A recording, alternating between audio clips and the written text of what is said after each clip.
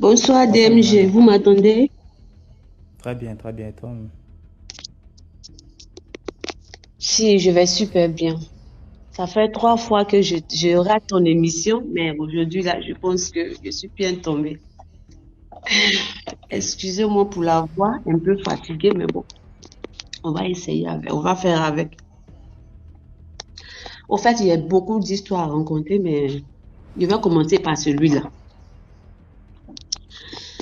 Au fait, l'histoire parle de moi-même en question, ce que j'ai vécu, comme les gens ont l'habitude de dire, personnellement. Hmm. Au fait, je fais rencontre d'un monsieur. Je tais le nom d'ailleurs. Et le monsieur, comme on a l'habitude de le dire, Sugar Daddy, là. C'est-à-dire que quelqu'un qui a l'argent, il a ça. Les années en arrière, c'est pas une histoire de maintenant. Et quand j'ai rencontré ce monsieur, il avait beaucoup d'argent, franchement beaucoup d'argent. Le monsieur m'a toujours demandé de ne pas travailler, de rester à la maison pendant qu'il me donne tout ce dont j'ai besoin. Et je vivais avec, j'étais dans une cour bien fermée, donc j'avais des voisines autour de moi. Et mes voisines m'enviaient et tout, sous prétexte que j'ai un gars, un sugar daddy, tu me donnes tout. Donc elles m'enviaient. Mais le seul problème est que le monsieur en question, il ne m'a jamais demandé la chose là, la chose dont je ne, je tais le nom au fait. Il ne m'a jamais demandé ça. Moi, j'étais contente parce que personnellement, dans mon avant, j'étais une fille, j'aimais bouffer l'argent des hommes, au fait. J'aimais manger l'argent des hommes. Et puis, quand on me donne rendez-vous, ça peut arriver que je dis à un homme, je suis malade. C'est-à-dire que je peux bouffer, manger son argent pendant des mois sur des mois. Le jour qu'il me donne rendez-vous à l'hôtel, là, je dis au monsieur, je suis capable de dire au monsieur, je suis malade, ma tête me fait mal, ma dent me fait mal. Je rencontre toujours de quoi dire, au fait. C'était mon travail. Donc, quand je suis tombée sur ce monsieur, j'étais contente parce qu'il ne me demandait rien, mais il me donnait tout. C'est un homme comme ça que je cherchais, au fait. Un homme qui n'est pas capable de me dire, il faudrait qu'on fasse nanani, nanana et tout là. Il n'est pas capable de me demander de ça. Il n'est pas capable de me demander de me déshabiller. Mais il me donne tout. C'est ça que je cherchais. Donc, j'étais contente. Je mangeais l'argent, la vie. Ah là là. Donc, j'étais contente, au fait. C'était bien. Vous savez, quand l'argent n'est pas pour toi, là, tu sais manger ça. Et puis, c'est tout. Quand ça ne t'appartient pas, puis tu manges là, le goût de ça. J'ai qui? Il y a eu mon papa qui me dit, ma soeur, faut pas travailler, que je te donne tout, sans même que je te demande quelque chose en retour. J'ai dit gloire à Dieu. J'étais tellement contente. Effectivement, je mettais des mèches de ça. Mes voisines, tu me dis, mais comment toi tu t'arranges? La vie qui est dure comme ça, tu as connu un homme, tu te donnes tout. Comment tu fais? Il ne te demande pas de te travailler. Tu demandes l'argent, il te donne. Rien ne te manque. C'était comme si tu travaillais au fait, parce qu'il te donne l'argent, l'argent de poche, l'argent pour ton corps, pour prendre soin de toi et tout. Vraiment, on t'envie, sans même savoir ce qui m'attendait. Un jour, le monsieur me dit, c'est moi-même, je lui dis ça parce que ça faisait un bon moment. On a fait 6 mois ensemble, sans même que le monsieur me demande quoi que ce soit. Pendant les 6 mois, c'est moi, je commençais à blâmer le monsieur parce que je n'arrivais pas à comprendre. Je commençais à me poser les questions. Je dis, mais attends, c'est pas normal. Parce qu'un homme normal ne peut pas être avec une femme pendant tous ces mois sans même qu'il demande quelque chose. Donc, j'ai commencé à trouver ça un peu suspect. C'est comme ça que moi-même, je commence à blâmer le monsieur. Et un soir, il me dit, il faudrait qu'un dimanche, le monsieur me dit, avant même que le dimanche arrive, un jour, il m'invite dans un restaurant. Je précise bien que à chaque fois quand le monsieur vient chez moi, il est toujours bien habillé en costume. il est toujours bien habillé en costume, le gars en question. C'est-à-dire que les habillements qu'il fait là, quand tu vois, tu te dis que ouais, c'est l'homme, c'est ce que je voulais là, c'est ça que Dieu m'a envoyé en fait. Parce que même son parfum te donne l'envie de vivre avec lui. Et c'est comme ça, un jour, le gars m'envoie dans un restaurant, comme d'habitude. Mais ce jour-là, j'ai trouvé ça un jour un peu spécial. Nous discutons, on parle. Je lui dis, mais tu travailles où? Parce que j'ai commencé à me poser des questions déjà. Tu travailles où? Pourquoi je lui ai posé la question? Parce que j'ai remarqué qu'à chaque fois que je suis avec le monsieur, quand son téléphone sonne, il parle mais d'une manière codée. Il parle d'une manière codée. C'est-à-dire que tu sens même qu'il cache beaucoup de choses dans ses dits, au fait. Tu sens qu'il y a des choses qu'il n'a pas envie de prononcer. C'est suspect. Ses communications sont très suspectes. Donc, j'ai eu le courage et je lui ai dit, je lui ai demandé, tu travailles où? Ouais, le monsieur me dit, je vends tête de l'homme. Je dis, en bon? Il dit oui. Il dit, ok. Tout d'un coup, il me dit, non, je plaisante, tu sais, vous les femmes de maintenant, là, vous êtes difficile à comprendre les choses, et tactile. Il dit, ok, c'est pas un problème.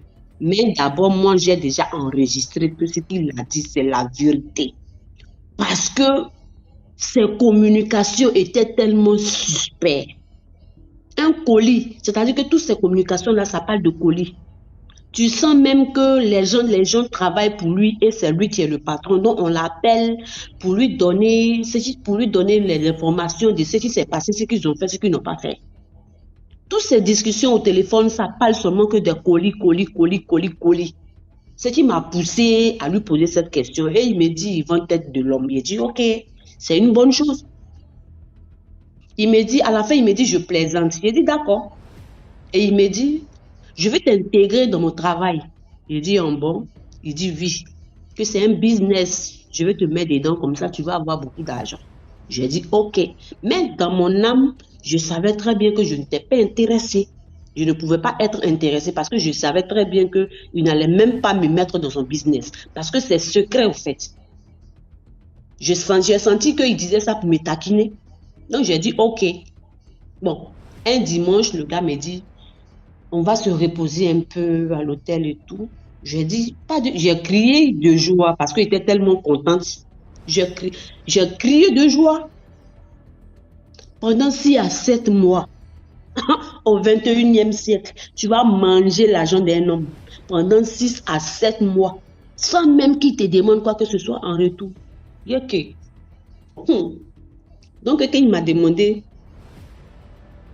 pour aller se reposer, j'étais très heureuse, j'étais contente. Nous sommes allés à l'hôtel. Écoutez bien. Nous sommes allés à l'hôtel. Quand nous sommes arrivés, le monsieur est resté couché. Il allume la télévision. Il dit que papa, on n'est pas venu pour regarder la télévision. On n'est pas venu pour regarder la télévision. Nous devons faire une ondulation de quelque chose. Donc, vraiment, la télé, là, franchement, moi, la télé ne me concerne pas. Le gars est resté couché et il fait semblant, genre, il est concentré sur la télévision. On ne faisait rien de bon, même à la télévision, même déjà. Mais il a donné un système, genre, il est trop concentré. Il a dit, ok, si toi-même, tu ne veux pas jouer le rôle, il n'y a pas de souci. Pour rester couché là, de la manière que tu es couché là, moi, je vais essayer de faire ce que je peux faire. Et c'est comme ça que je suis montée sur le monsieur. Parce qu'il est couché là. J'essaie d'enlever la ceinture du monsieur, tout et tout et tout. C'est moi-même, je me suis déshabillée. Hein. Il ne m'a même pas déshabillée.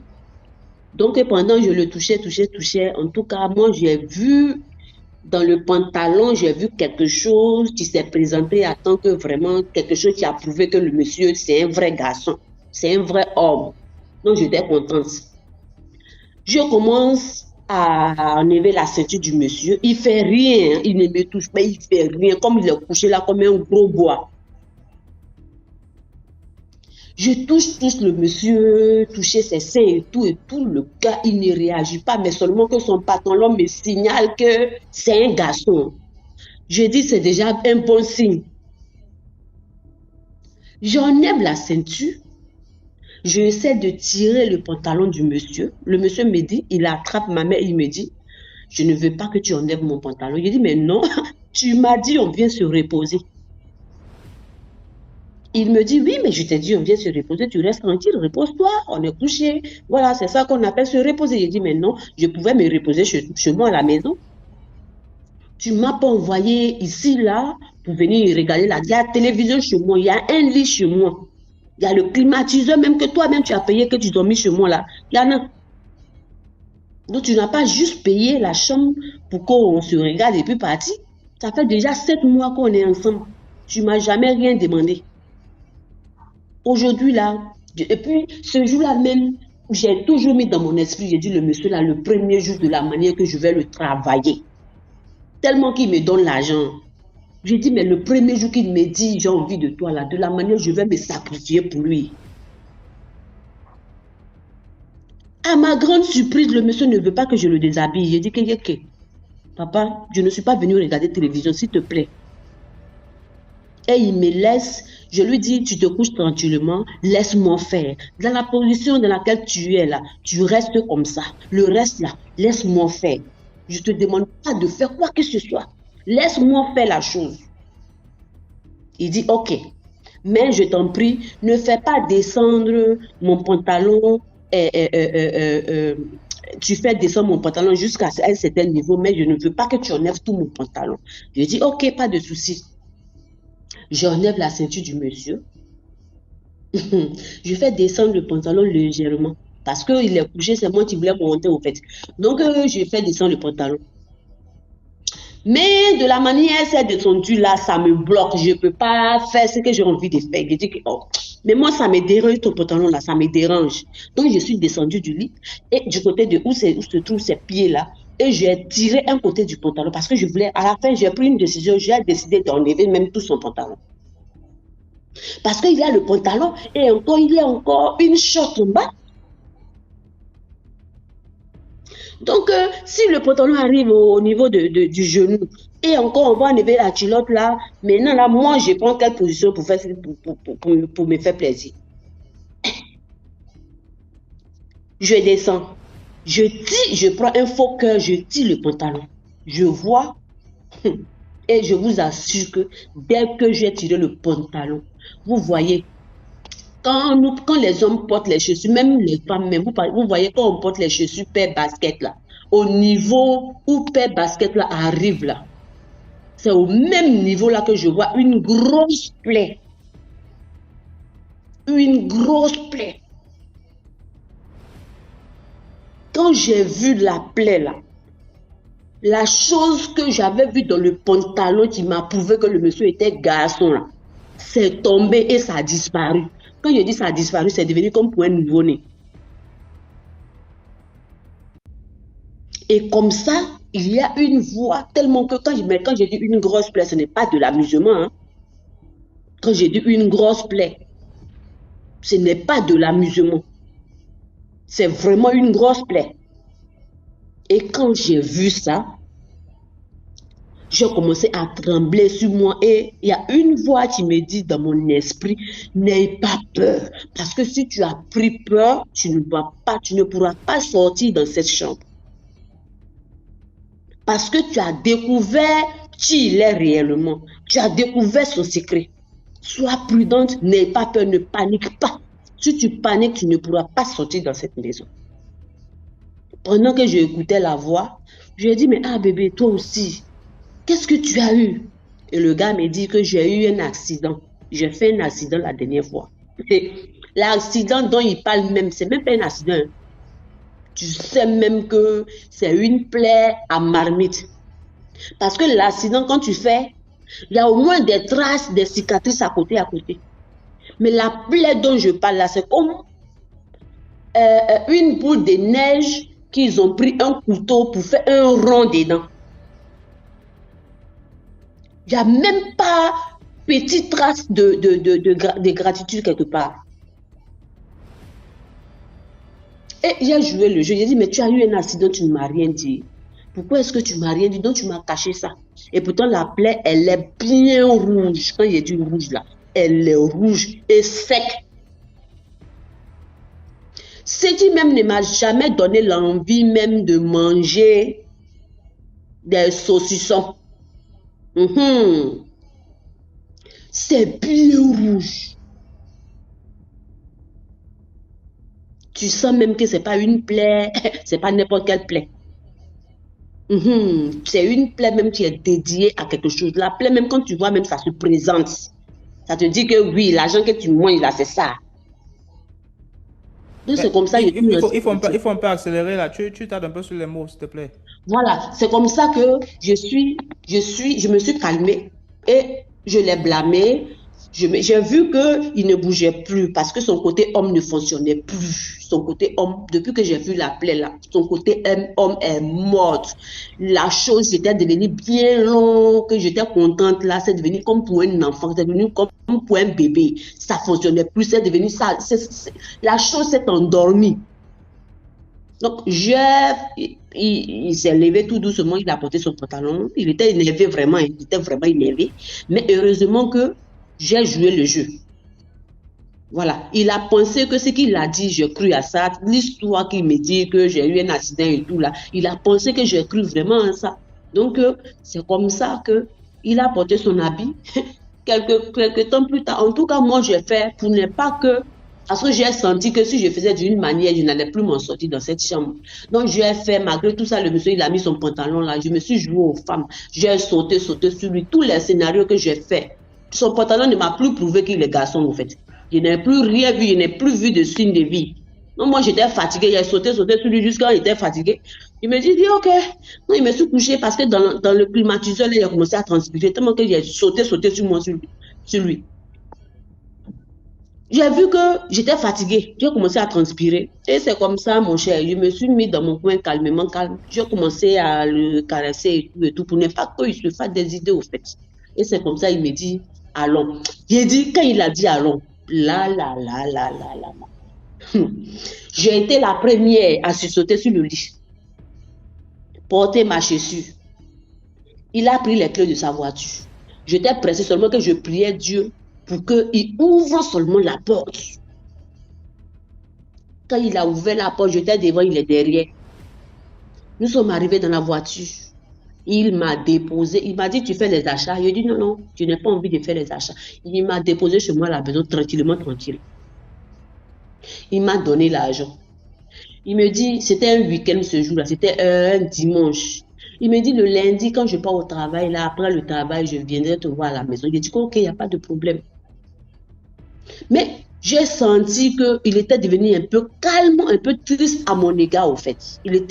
C'est comme j'ai découvert son secret, il était vraiment abattu dans ses dits. Même quand il parle avec moi, tu sens même qu'il est abattu moralement. C'est comme ça, il m'a déposé. Quand je suis arrivée à la maison, voici mes voisines, tu cours dans tous les sens. Les voisines qui avaient leur garde, c'est-à-dire qu'il y avait aussi des femmes qui vivaient avec leur mari. Les hommes même, ils avaient tous les problèmes pour leur donner de petits déjeuners et tout là. Les femmes là m'approchent pour dire, il est venu te chercher. Je vous dis que je suis allée, j'ai dit, il est venu me chercher, nous sommes allés se reposer. Les femmes là disent que qu'est-ce qui s'est passé? Est-ce qu'il a dit quelque chose? En tant qu'un homme, j'ai dit que asseyez-vous bien. Asseyez-vous bien, ne m'enviez pas. Votre mari qui n'arrive pas à vous donner les 2000 là, vous avez décidé de vivre avec eux là. Respectez-les tels qu'ils sont. Voilà. Si tu es une femme que tu aimes, que le mari, la femme te cogne matin, midi, soir, que c'est ça qui est ton plaisir et qu'il ne te nourrit pas, si ça te plaît, malgré qu'il ne te donne rien là. Si le fait qu'il te met bien dans la maison, que ça te plaît, tu es dedans, il faut rester dedans, mais il ne faut jamais envier quelqu'un. Le vrai secret, je n'ai pas dit à quelqu'un, mais je leur ai dit que n'enviez jamais quelqu'un. Et c'est comme ça. Je suis rentrée en contact avec les agences immobilières, ils m'ont trouvé une maison et j'ai déménagé. Sans même dire aux voisines, parce que je me dis que si le monsieur revient derrière moi, si une voisine connaît la nouvelle maison où je suis partie, elle peut accompagner ce monsieur là-bas. Et c'est comme ça que je me suis éloignée, mais ce n'a pas été facile pour me débarrasser de ce monsieur. Ce n'a pas été facile. C'est comme ça que j'ai déménagé. Et en plus, quelques jours plus tard, le monsieur m'appelle, je ne décrochais plus. Voilà, je vivais ma vie. C'était difficile pour me débarrasser de lui. Ça a été très difficile pour me débarrasser de lui. C'est comme s'il était dans mon esprit et tout et tout. C'est comme s'il m'avait envoûté, mais je n'avais plus envie d'entendre sa voix. Voilà. Donc, c'est comme ça. Un jour, D'accord. il est allé s'asseoir dans un grand bar. Il m'a appelé. J'ai dit, OK, je viens. Mais je ne suis pas partie dans ce bar. Il voulait qu'on se voit, mais je ne suis pas partie dans ce bar. Et j'ai changé de numéro. C'est comme ça que je me suis débarrassée de ce monsieur. Mon point de conseil dans ce que je viens de dire, c'est quelque chose que j'ai vécu. Je vous dis, il y a des gens, les blessés de guerre qui sont dehors. Il y a longtemps même qu'ils sont dehors. Faites très attention, les jeunes filles. Faites très attention. Ce que j'ai à dire comme conseil, ce que j'ai à donner à mes frères et mes soeurs dans cette affaire, parce que ça peut être femme comme ça peut être homme. Ne pensez pas forcément que comme c'est les femmes là qui aiment la vie facile. Non, non, non, non, non. Il y a aussi des hommes qui aiment aussi la vie facile dehors. Il y a aussi, Voilà. parce qu'il y Merci a des beaucoup pour femmes, l'histoire, Miranda. il y a aussi les femmes blessées de guerre dehors. Donc, faites très attention et surveillez vos arrières. Merci beaucoup. C'est ce que je voulais dire. Merci beaucoup. Merci, DMG.